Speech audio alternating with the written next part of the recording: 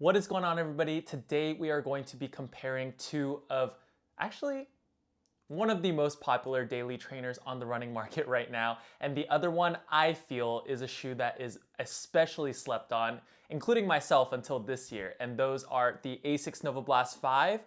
This is one of the most popular daily trainers out on the market currently, and one of the most popular series in the daily training market, versus the Saucony Ride 18s. Now, this is the series that I personally slept on for a while, and I am so happy that I tried this shoe out. Now, I do have full reviews on both of these shoes on my channel, so if you're only interested in learning about one of the shoes, then you can go ahead in my channel and you can click those videos and watch them. But today we're going to be comparing these two, as I believe that they are some of my favorite daily trainers on the market right now. The only trainer that's not on here that I really love too is the Pegasus 41, but I've kind of already compared that one with these two shoes. So let's get right into the comparison. So starting out, as always, with the traction and outsole of the two shoes. As you can see, they have pretty different looking traction patterns, but I mean, to be honest, I don't think traction patterns differ too much these days in running shoes. I also feel like when brands try to switch it up too much with the outsole pattern, that's when it gets a little sketchy. These two are, I would say, more traditional running shoe traction patterns, and both of them, in my experience, held up pretty well. Now, I do want to say that I do live in California, Southern California specifically, so the weather is typically pretty good. I'm usually running on the roads in dry weather conditions. There are some days that are a little bit rainy or gloomy, and I do run on the beach, which has some sand on the road. So I would say that traction in both of them have been solid.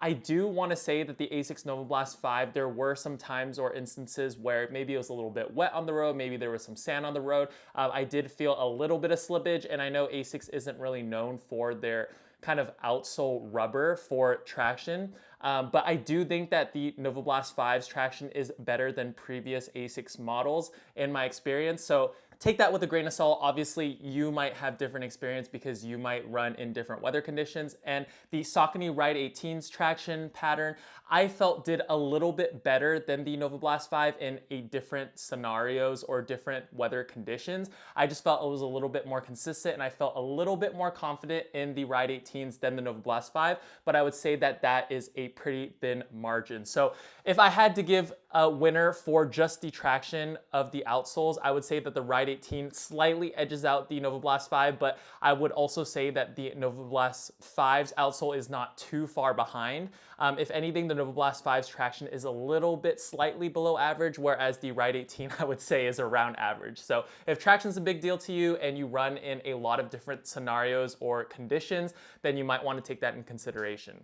Now, when we're talking about durability of both of these outsoles, I would say plain and simple, the Ride 18 definitely wins in that category. I just feel that the rubber that they use on Saucony's Ride is just a little bit more durable. I believe it's like XT900 rubber. Honestly, they can call the rubber compounds whatever they want. I think the Novablast 5's is the hybrid grip or something. But at the end of the day, like, I'm just gonna tell you how it is, and I think that the Ride 18's outsole is a lot more durable. Now, I don't have exact numbers, or I can't scientifically prove this, but I do have around 70-ish miles on the Ride 18, and I kind of lost count, but around like 80-ish miles on the Novablast 5. You can definitely see more wear in the ASICS Novablast 5's outsole than the Ride 18's. And I just think that that's due to the rubber compound that they use. I would say that the thickness of the outsoles are around the same, but I've just seen that the Ride 18's outsole seems to be holding up a little bit better with similar mileages. So if I had to give an edge to one or the other, I would say that the Ride 18's durability is definitely above average. I would say that Saucony shoes, in my experience, especially as a bigger runner, they tend to last a little bit longer, and that's not just about the outsole. We'll talk about that durability in the cushion setup as well. I just think that Saucony builds very durable shoes, and in the past, when I've ran in Saucony shoes, I feel like they last a little bit longer than every other brand. Whereas the Novablast 5, not to say that it's any slouch, I just think that the outsole is a little bit maybe softer of a compound, and I think that it wears down a little bit more. So I would say that the durability of the Novablast 5 is a little bit below average when it comes to the outsole, but I would say that it still can provide you with maybe 300 miles of usage. Obviously, it depends on your running form, it depends on how big you are and all that stuff. So we're not gonna comment too much about durability as I have under 100 miles in both of these shoes. So overall, if you're keeping score, the Ride 18 wins on both traction and durability of the outsole. Now moving on to the main event of most cushion shoes, which is my favorite part, the cushion setups of both of these. So the ASICS Novablast 5, I feel like I've talked about it a lot. I think a lot of channels have talked about it a lot, but I'm gonna say the specs one more time. It has a full-length FF Blast Max midsole, and this is ASICS kind of new foam. I say new in kind of quotations or with a face, just because I think that it doesn't really change. It didn't change too much from last year's model, but it's called FF Blast Max now. It has the same stack height as the previous model, so 41.5 millimeters in the heel, dropping to 33.5 millimeters in the forefoot, giving it an 8 millimeter heel to toe drop. Now, I say over 40 millimeters of stack height in the heel, but to be honest, when I put them on my feet, it doesn't feel like a super high stack height, which is why I'm comparing it to the Ride 18. The Ride 18 has a much smaller 35 millimeter stack height in the heel, dropping to a 27 millimeter stack height in the forefoot, giving it that same 8 millimeter heel to toe drop. But I do feel like when I put these two shoes on feet, the Novablast 5 doesn't feel that much higher or that much more cushion than the Ride 18, so that's a personal experience that I've had. I do feel like maybe like the Novablast 5 feels a little bit higher off the ground, but I think that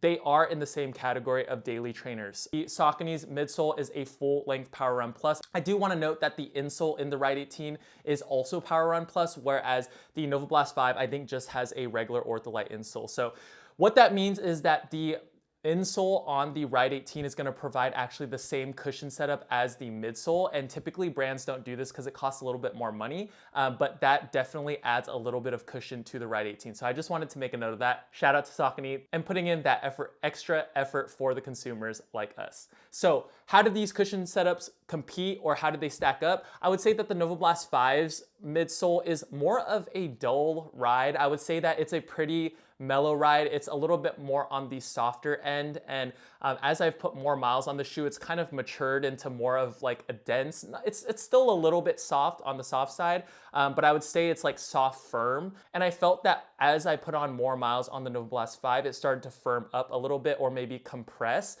So that might be the foam's durability. I don't think that the foam is the most durable that I've tested, and I would say that it's still a very comfortable midsole. Like I said, it's a little bit soft firm.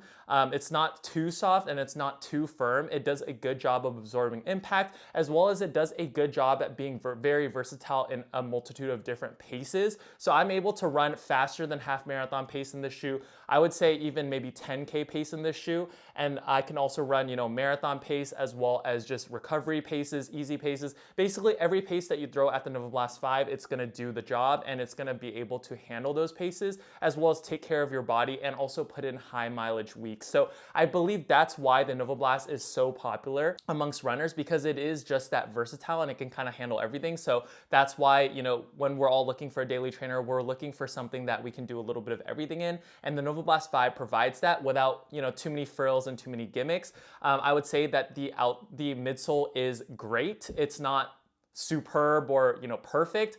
I wish that it was a little bit more durable of a foam, and if anything, just a little bit more exciting. I feel like it's a little bit dull, but I say dull in kind of a positive manner. I wouldn't say that it's in a negative manner. Whereas the Saucony Ride 18s, as I said, have a full-length Power Run Plus midsole and insole, and to me, this shoe really surprised me this year.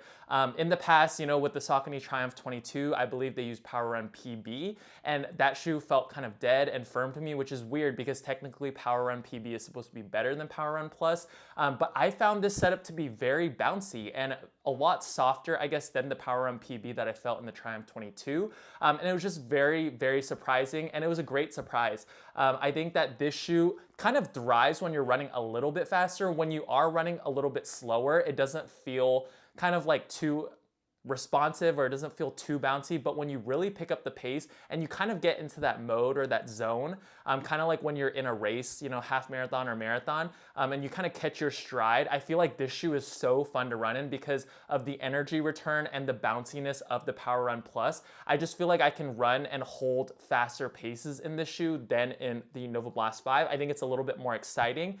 But with that being said, I think for easy runs, I would prefer the Novablast 5. So if you are looking for a daily trainer that's a little bit more on the fast side, a little bit more on the dangerous side, I think that the Ride 18 is going to definitely be the pick for you. It's going to provide you that little bit of bounce and that little bit of excitement.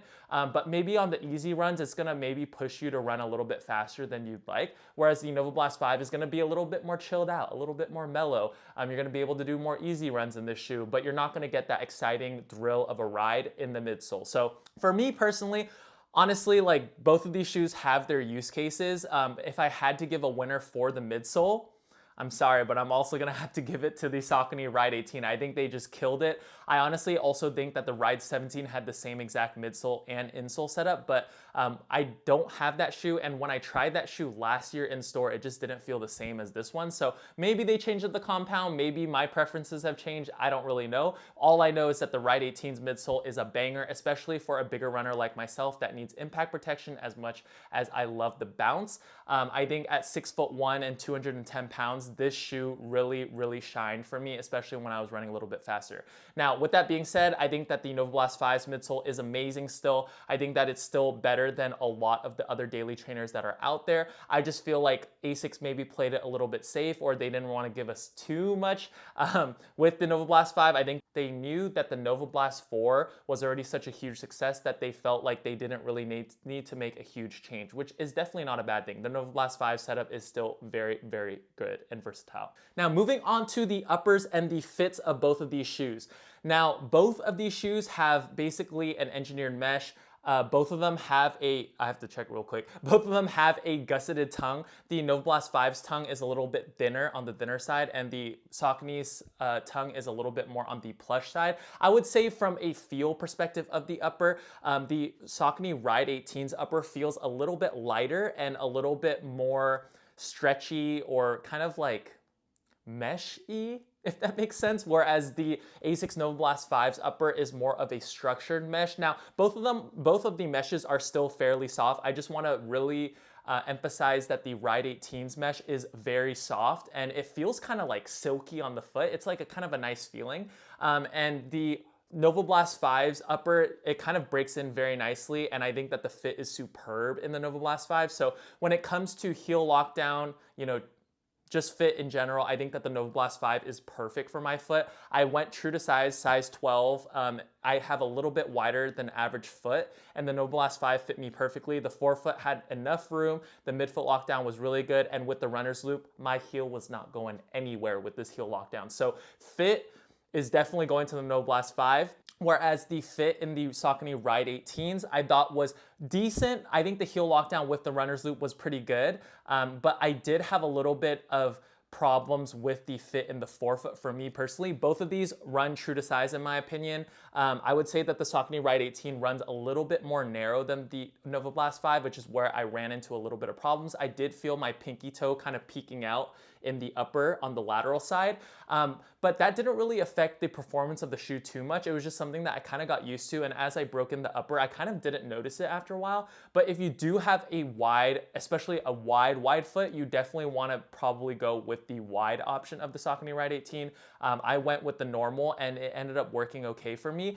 but I just think that the fit and the feel of the fit was definitely better on the ASICS Novablast 5. When it comes to the feeling of the upper on the foot, I do think that I prefer the Ride 18's upper a little bit more. It just felt a little bit softer and a little bit more ventilated. That's another key thing that I want to touch on. The Saucony Ride 18's upper was just so breathable, and I felt that the air went through my toes really nicely while I was running. It was kind of like riding in a convertible versus a hard top, and I also do want to note that the Ride 18's upper just feels a lot lighter on the foot than the Novablast 5's. But overall, if you're keeping score, the fit I would have to give to the Novablast 5. Fit my foot perfectly.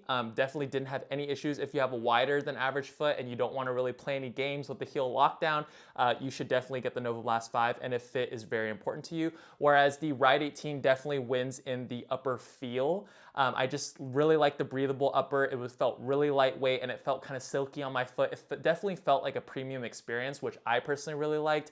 But yeah, the fit on the Novablast 5 was definitely better. So overall, in conclusion, with both of these priced at the same price of $140, which one do I personally prefer? It's really, really hard because I would say that my favorite daily trainer is still the Nike Pegasus 41. I just think that that shoe fits me perfectly, and I really like the cushion setup. It does what a daily trainer needs to do. But these two are 2 and 3, and it's a very, very close 2 and 3. Honestly, the top three, these top threes are very close for me, but I'm gonna have to give the slight edge to the Saucony Ride 18. I just think that the midsole, for the price point of $140, this feels more responsive and bouncy than some plated trainers from some of these brands. So if I could say that there is value in this midsole, that would be an understatement. I think that this shoe honestly changes my mind a lot about plated trainers, because sometimes I just be wearing these for faster runs and also for half marathons or, you know, my longer training runs. I just like wearing these because it feels responsive enough, and I know that I'm getting the added benefits of training my muscles a little bit more versus wearing plated trainers. For me personally, sometimes also plated trainers hurt my feet, or I just don't really prefer wearing them because it feels a little bit stiffer. And this shoe is a very good alternative, and I think that this shoe can also kind of like not really compete with the ASICS Superblast 2, but I think it's in kind of that same category of like responsive, lightweight, can kind of compete with the Super Trainers. So I think that it's very, very hard to compete with the Ride 18 in my opinion. I think that if they got the fit dialed, it would just be game over. I think I would like these more than the Pegasus 41s. But yeah, if you're into faster running or you want a daily trainer that's gonna feel faster, a little bit bouncier, maybe you're on the heavier side like I am, you're gonna really, really like the Saucony Ride 18s. Just make sure you get that fit dialed in, especially if you have a wider foot. If you have a narrow to regular foot, then you should be good to go with your regular size. The Novablast 5 is definitely no slouch. I know that I've been kind of, you know, giving the flowers to the Saucony Ride 18 throughout this whole video, but it's just because the Ride 18 is just that good to me. I think that the Novablast 5 is extremely, extremely good too. It's a no frills daily trainer. You're gonna be able to train for marathons in this shoe. I just feel that the midsole does not give as much pop as the Ride 18, especially with the durability of the midsole. I've already felt that, you know, like I said, with around 80 to 90 miles in this shoe, I feel that the midsole is already a little bit compressed, or it's a little bit compromised. It doesn't feel exactly the same how it did out the box, but with a great fit, pretty good traction, as well as a definitely a stable midsole, you're gonna be good to go in these shoes. And honestly, you can't go wrong with either of these shoes, which is why they are my second and third favorite daily trainers on the market right now. So that's gonna pretty much wrap up the video. Thank you guys so much for watching. I hope you guys learned a thing or two. And yeah, let me know in the comment section down below if you have either of these shoes or maybe both of these shoes. I honestly think that if you want to build a rotation with non-plated shoes and you really like daily trainers like myself, you could really use both of these for different reasons. You know, maybe these are for your everyday easy runs, and then you want these for the long runs or from tempo work. You can definitely make these two shoes work together. And maybe, you know, add in the Pegasus 41s if you can get them on sale. So that's gonna pretty much wrap up the video. Thank you guys so much for watching, and I will catch you guys in the next video. Peace.